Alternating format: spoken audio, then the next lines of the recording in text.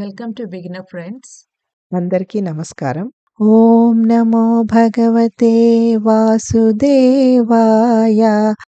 ఓం నమో భగవతే వాసుదేవాయ. భగవద్గీత పారాయణలో ఈరోజు 5వ అధ్యాయము కర్మ సన్యాస యోగము. 2వ శ్లోకము, శ్లోక నంబర్ 2. శ్రీ భగవానువాచ సన్యాసః కర్మయోగశ్చ నిశ్రేయసకరావుభౌ తయోస్తు కర్మ సన్యాసాత్ కర్మయోగో విశిష్యతే. తాత్పర్యము: భగవానుడు ఇట్లు పలికెను. కర్మ సన్యాస మార్గము అనగా పనులను త్యజించుట, మరియు కర్మయోగ మార్గము అనగా భక్తితో పనిచేయుట రెండూ సర్వోన్నత లక్ష్యం వైపు దారితీస్తాయి. కానీ కర్మయోగము అనేది కర్మ సన్యాసము కంటే శ్రేష్టమైనది. ఈ శ్లోకంలో శ్రీకృష్ణుడు కర్మ సన్యాసమును మరియు కర్మయోగమును పోల్చి చూపిస్తున్నాడు. ఇది చాలా నిగూఢమైన, గంభీరమైన శ్లోకం కాబట్టి దీనిని ఒక్కొక్క పదాన్ని విడదీసి అర్థం చేసుకుందాం. ఒక కర్మయోగి ఆధ్యాత్మిక మరియు సామాజిక ధర్మాలను రెంటినీ చేస్తాడు.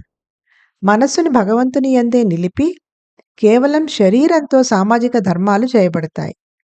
కర్మయోగ సాధనతో మనల్ని మనం క్రమక్రమముగా శారీరక దృక్పథం నుండి ఆధ్యాత్మిక దృక్పథం వైపు ఉద్ధరించుకోవచ్చు.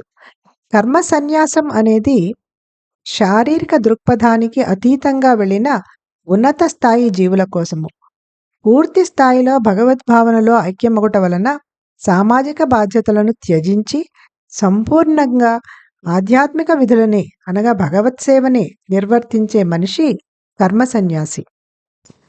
కర్మ సన్యాసం అభ్యాసం చేసేవారు తమని తాము శరీరం అని అనుకోరు. తత్ఫలితంగా వారు తమ శారీరక ధర్మాల్ని నిర్వర్తించే అవసరం లేదు అని భావిస్తారు. ఇటువంటి కర్మ సన్యాసులు తమ పూర్తి సమయాన్ని ఆధ్యాత్మికత కోసమే కేటాయిస్తారు.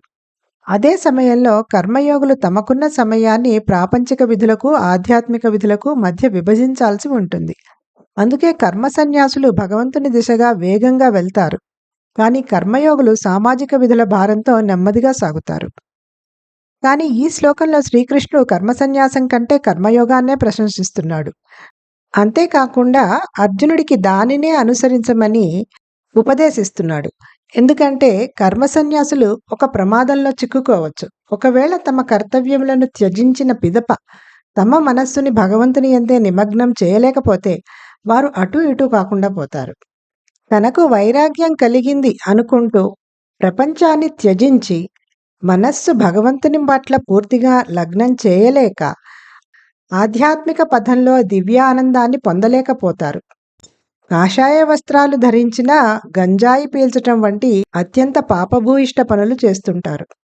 కేవలం అజ్ఞానులు మాత్రమే తమ సోమరిపోతుతనాన్ని వైరాగ్యమని తప్పుగా అర్థం చేసుకుంటారు. మరోపక్క కర్మయోగులు ప్రాపంచిక విధులు మరియు ఆధ్యాత్మిక విధులను రెండూ చేస్తూ ఉంటారు. కాబట్టి ఒకవేళ వారి మనస్సు ఆధ్యాత్మికత నుండి పక్కకి తప్పితే కనీసం వారి వృత్తి పని మీద ఆధారపడవచ్చు. ఈ విధంగా కర్మయోగం అనేది అత్యధిక జనులకు సురక్షితమైన మార్గము. అదే సమయంలో సమర్థుడైన గురువుగారి పర్యవేక్షణలోనే కర్మ సన్యాస మార్గముని అవలంబించాలి.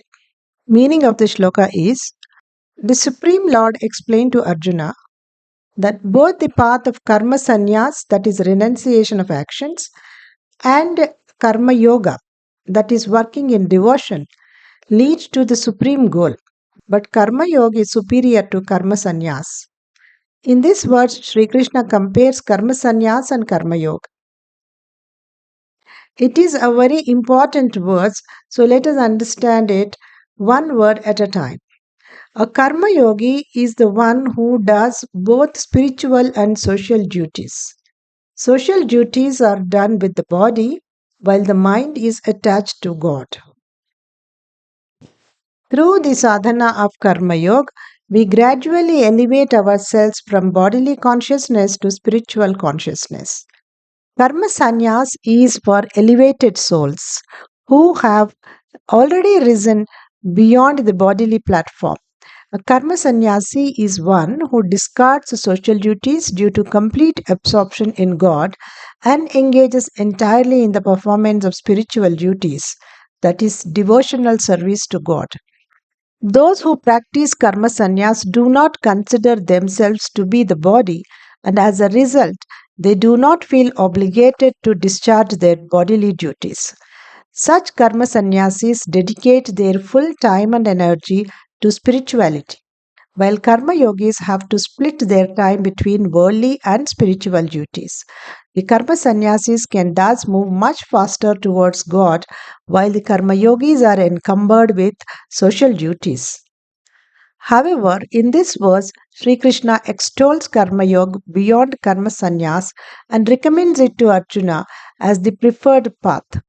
This is because Karma Sannyasis are exposed to a danger. If, having renounced their duties, they cannot absorb their mind in God, they are left neither here nor there.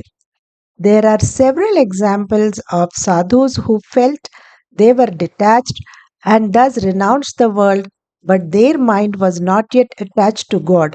Consequently, they could not experience the divine bliss of the spiritual path.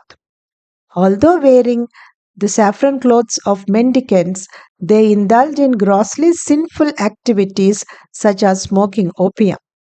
Only the ignorant mistake their sloth as detachment from the world. On the other hand, karma yogis do both their worldly duties and spiritual practice. So, if their mind turns away from spirituality, at least they have their work to fall back upon. Karma yoga is thus the safer path for majority of the people, while karma sannyas is only to be pursued under the expert guidance of a guru. Om Namo Bhagavate Vasudevaya.